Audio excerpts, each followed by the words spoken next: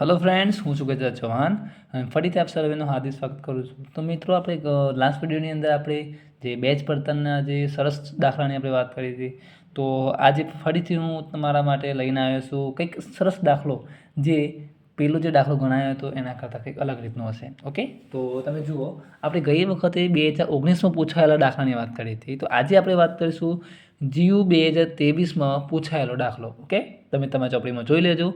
GU 2023નો દાખલો આ પૂછાયેલો છે। નીચેની માહિતી પરથી દરેકની બેચ પડતર અને નફાની ગણતરી દર્શાવો। એમાં તમને કીધેલું કે મહિનો આપેલું છે જાન્યુઆરી, ફેબ્રુઆરી, માર્ચ, ઉત્પાદન આપ્યું છે 5, 5, 5, માલસામાન 15, 15, 15, મજૂરી 10, 10, 10 અને મજૂરી કલાક દીઠ ₹2 તમને આપવામાં આવી છે।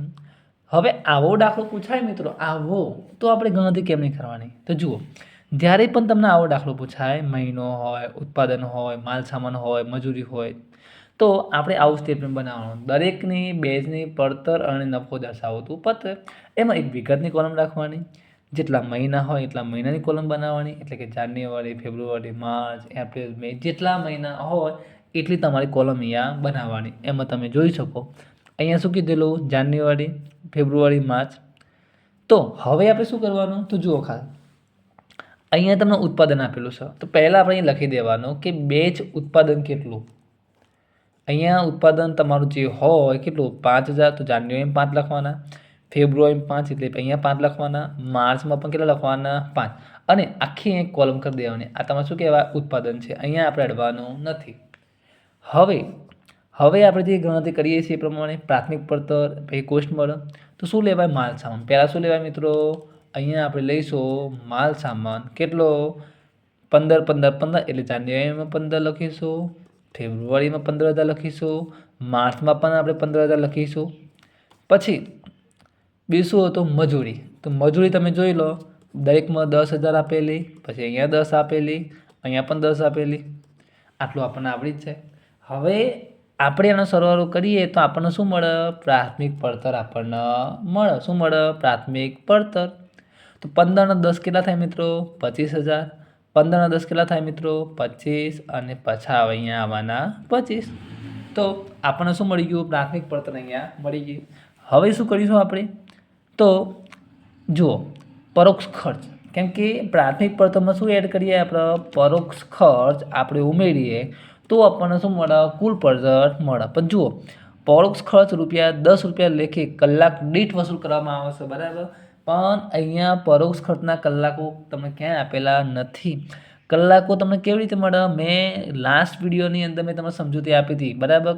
અહીંયા જુઓ, મજૂરી કલાક દીઠ ₹2 લેખે ચૂકવવામાં આવશે। આ મુદ્દો પકડજો, કયો? આ પોઈન્ટ પકડવાનો।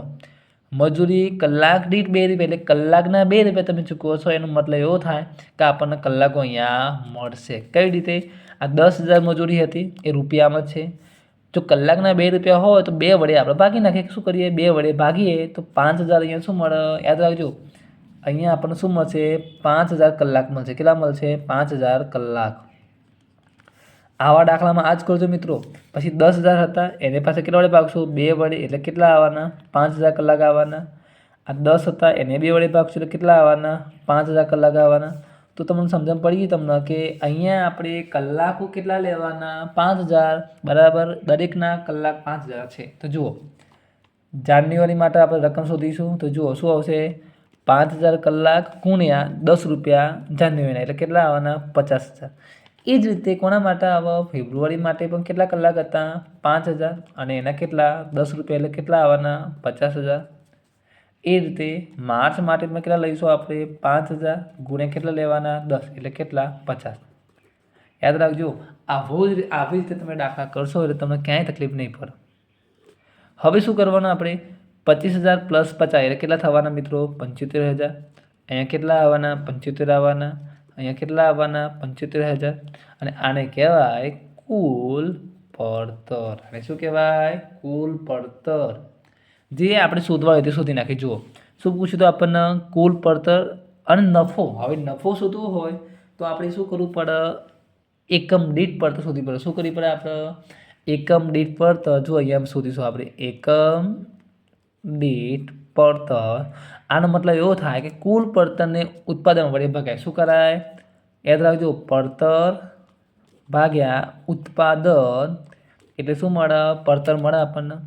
તો તમારું પડતર કેટલી? 75,000. તો 75,000 હતા એને આપણે શું કરીશું? 5,000 વડે ભાગીશું. આ 75,000 હતા એને 5,000 વડે ભાગીશું આપણે. આ 75,000 હતા એને પણ આપણે 5,000 વડે ભાગીશું. તો આપણને જવાબ મળે કેટલો? 15, 15 અને 15 રૂપિયા. આ આપણને શું મળ્યું? એકમ દીઠ પડતર. પણ આપણને એવું કીધું છે કે દરેકનો નફો શોધો. નફો એટલે આ પડતર કહેવાય. તો એક વસ્તુ તમે જોજો, દરેકનો નફો બરાબર, નફો કઈ રીતે મળે મિત્રો? તો યાદ રાખજો, નફો એટલે વેચાણ કિંમત હોય એમાંથી એકમ દીઠ શું આવે? પડતર બાદ કરાય. તો દરેકની વેચાણ કિંમત તમને જો અહીંયા આપેલી છે. તમારા દાખલામાં તમે જોજો, વેચાણ કિંમત તમને આપેલી હશે, બરાબર. વેચાણ કિંમત કેટલી હતી તમારા દાખલામાં? વેચાણ કિંમત તમારી છે 25 રૂપિયા, બરાબર. તો 25 રૂપિયા લઈને એકમ દીઠ કિંમત 15 માઇનસ કરીએ આપણે, બરાબર. શું કાઢીએ? 15 રૂપિયા. તો 10 રૂપિયા આપણને શું મળે? દરેક બેચની અંદર થતો નફો. જોઈ લો, આ તમારી રકમ, આ એનું સોલ્યુશન. આવો દાખલો ગમે તેવો પૂછાય, આ પ્રમાણે તમારે ગણી નાખવાનો, બરાબર. બે ફિગર. ઓકે, તો અહીંયા આ દાખલો પૂર્ણ કરશું. ઓકે, અને દાખલો ગમ્યો હોય તો લાઇક, સબસ્ક્રાઈબ કરજો અને તમારા મિત્ર મંડળમાં તમે ખાસ આ વિડીયોને શેર કરજો. ઓકે, જેથી એમને પણ પરીક્ષાની અંદર આ દાખલો ઉપયોગી નીવડે. મળીશું નેક્સ્ટ ટાઈમ આવા કોઈક સારા દાખલા સાથે.